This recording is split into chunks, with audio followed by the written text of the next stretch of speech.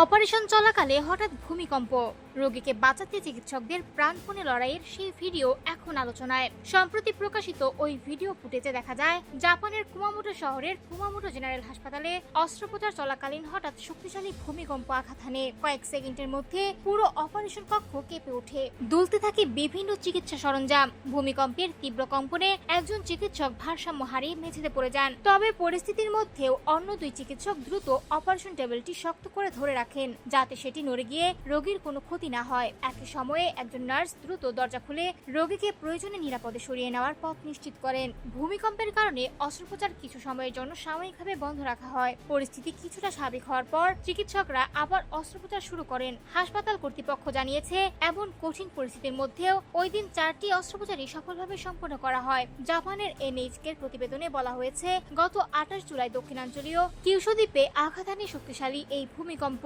বিভিন্ন প্রতিবেদনে এর মাত্রা 7.1 হিসেবে উল্লেখ করা হয়েছে। ভূমিকম্পে প্রাণ হারান অন্তত 38 জন এবং আহত হন 120 জনেরও বেশি মানুষ। ধসে পড়ে বহু ঘরবাড়ি ও ভবন।